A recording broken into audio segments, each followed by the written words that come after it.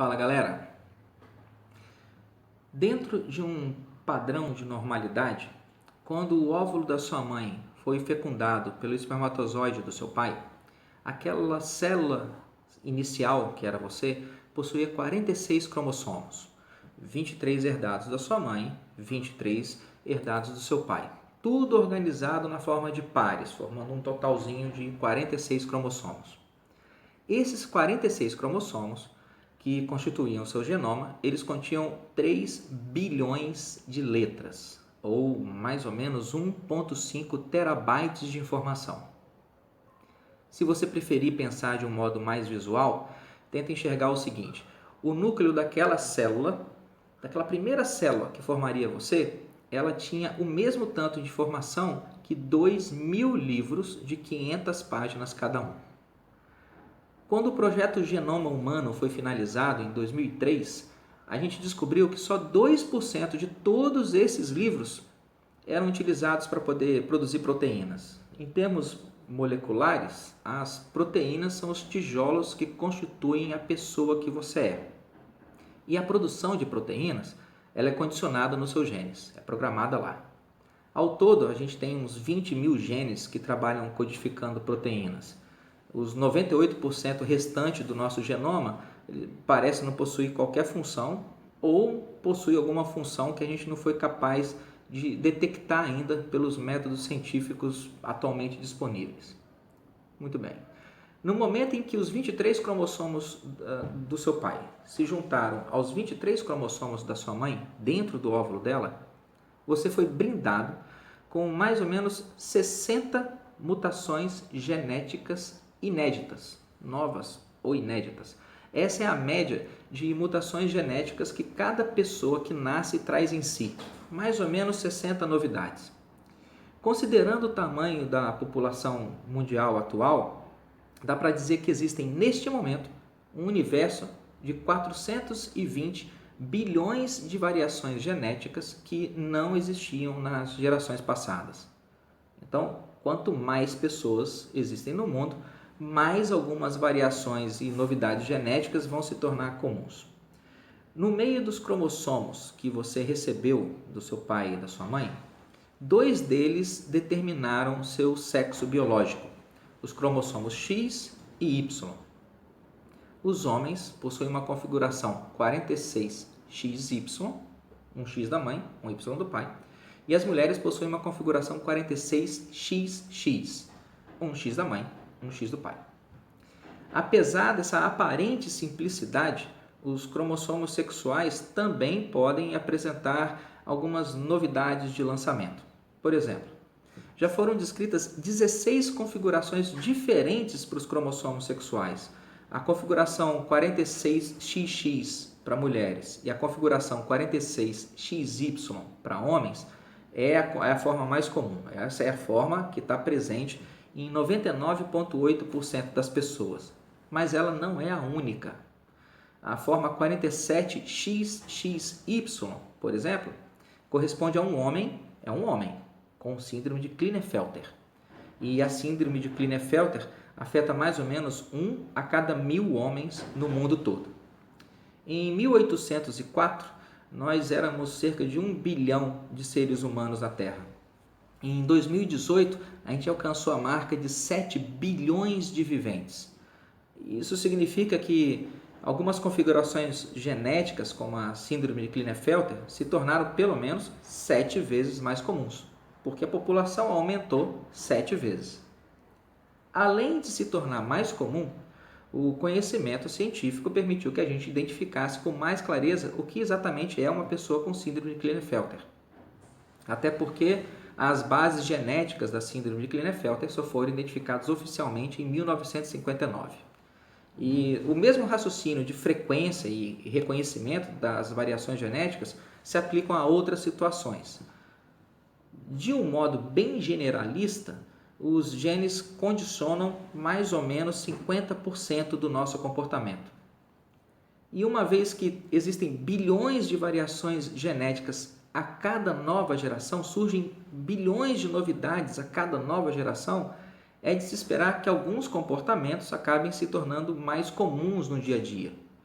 A população mundial pode não estar aumentando tão rapidamente hoje quanto no passado, mas certamente nós somos mais numerosos hoje do que a gente era 100 anos atrás.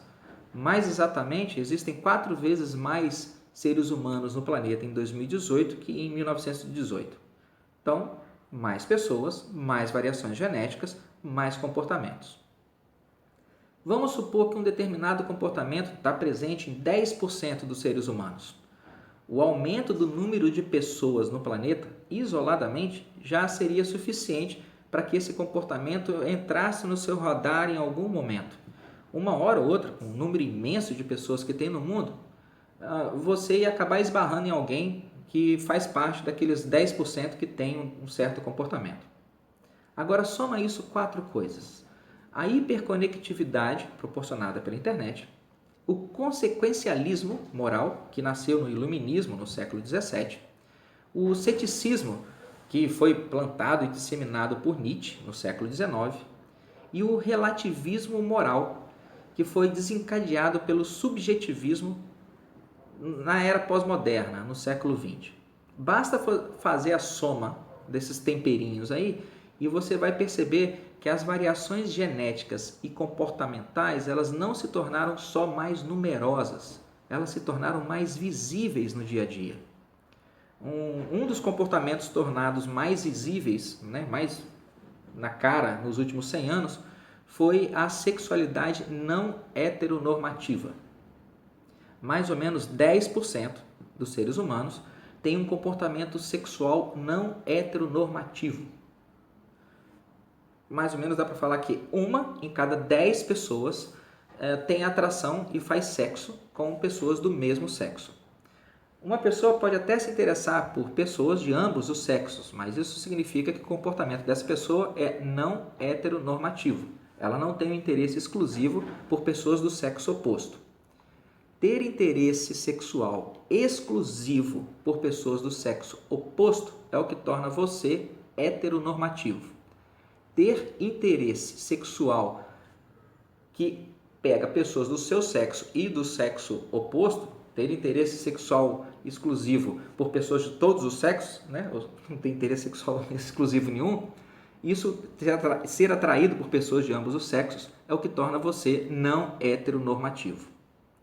Já tem um bom tempo que os cientistas vêm discutindo se existiria um gene ou um conjunto de genes que condicionariam o comportamento não heteronormativo na nossa espécie.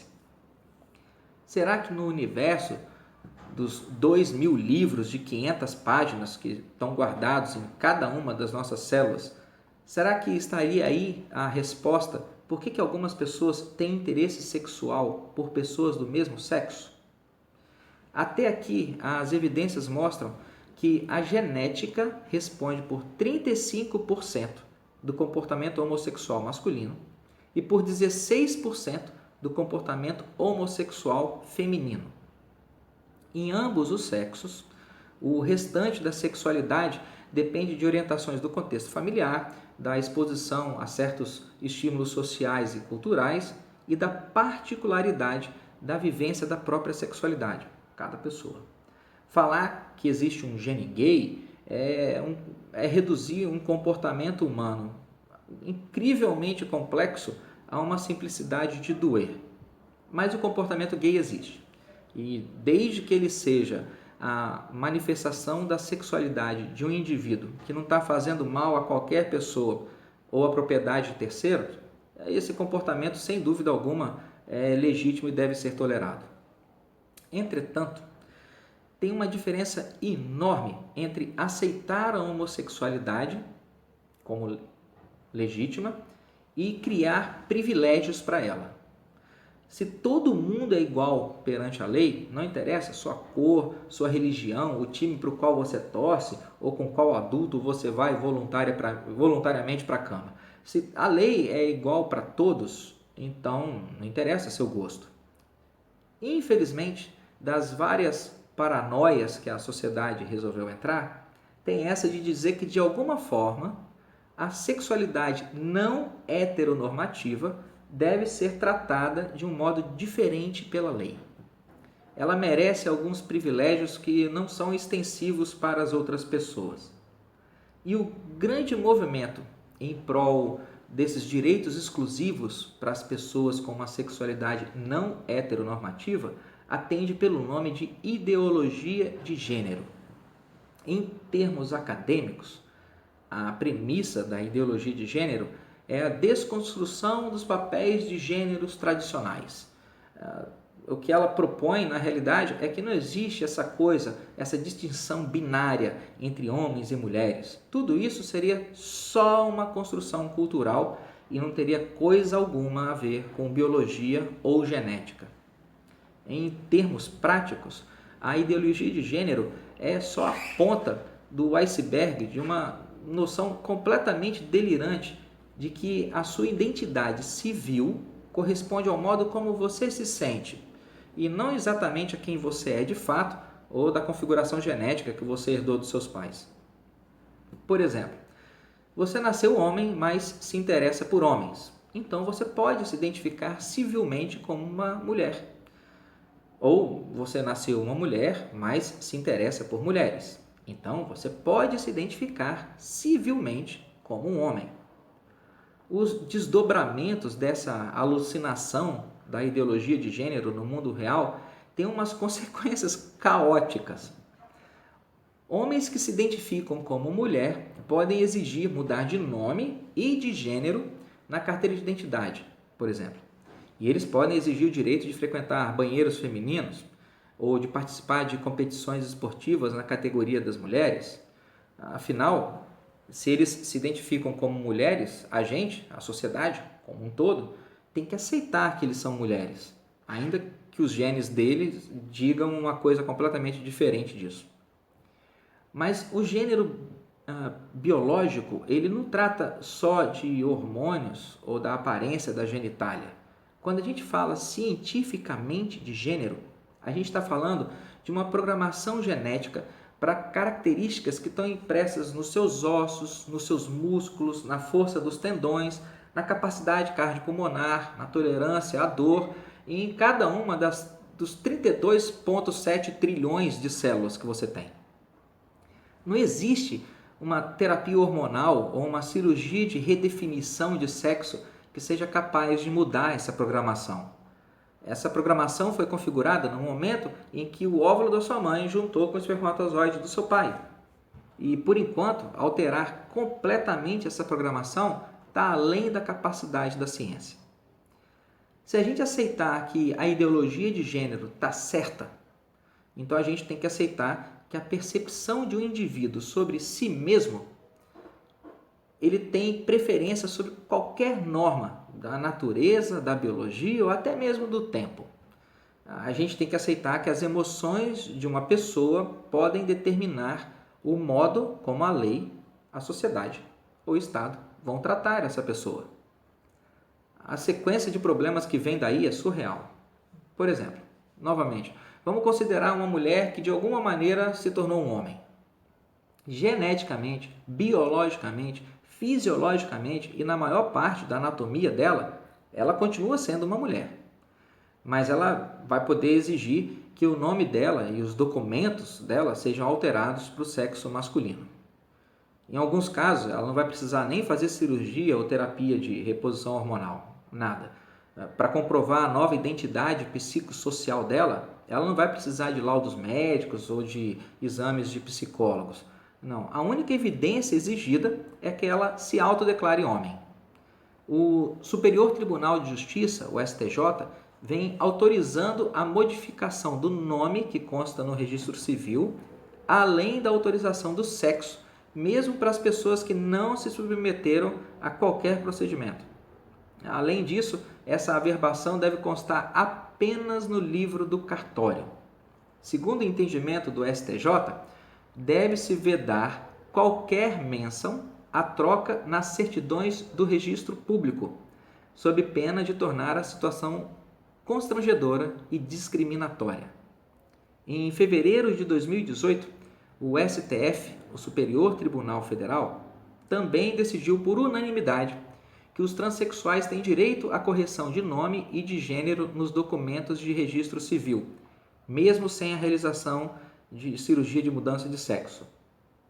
Ou seja, seguindo a influência dessa maldita ideologia de gênero, para os superiores tribunais de justiça do Brasil, a percepção subjetiva da identidade pessoal é mais importante que a sua identidade biológica.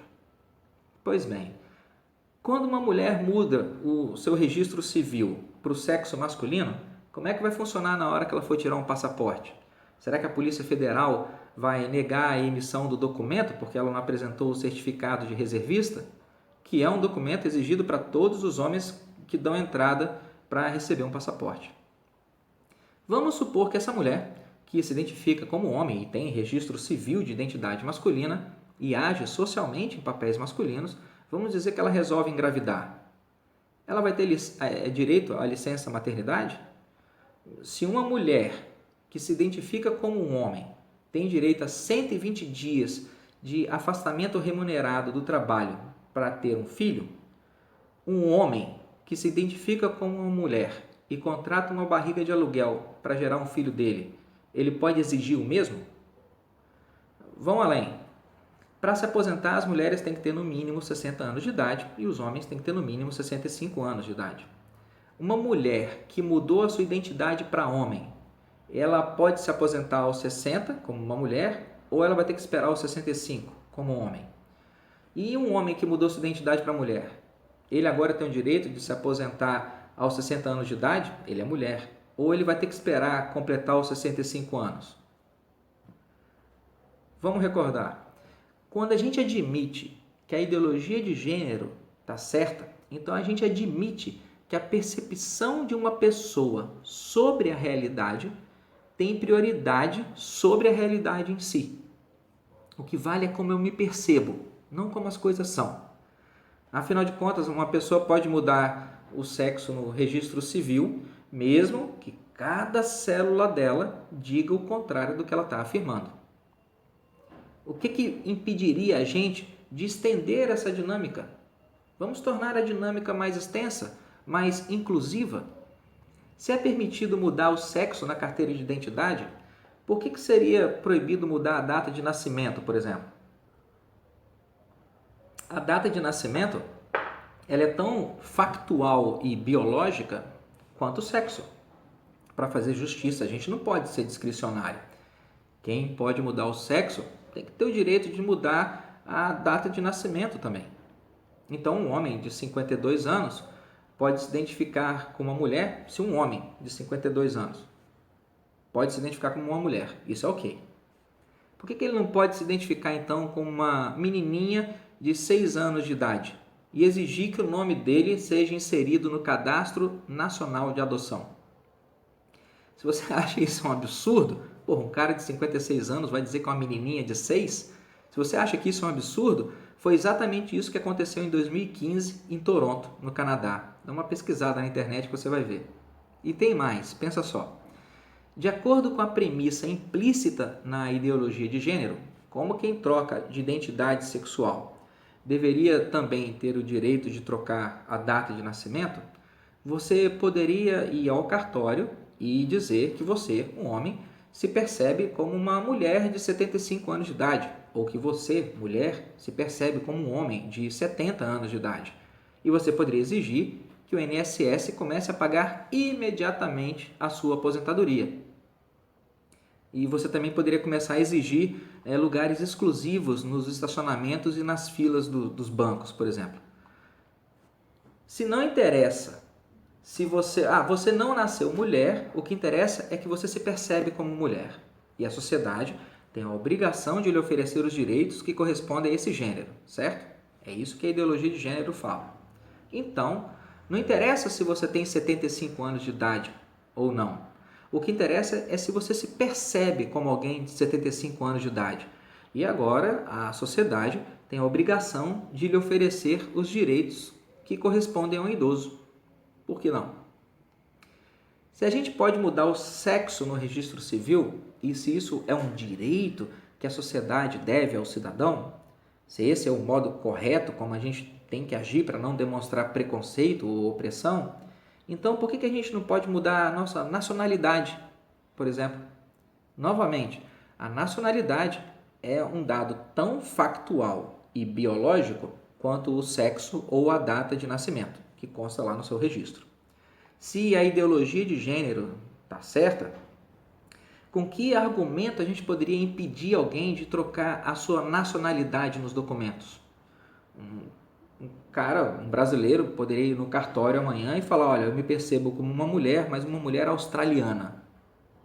Isso conferiria à Embaixada da Austrália a obrigação de dar a esse cara um passaporte australiano?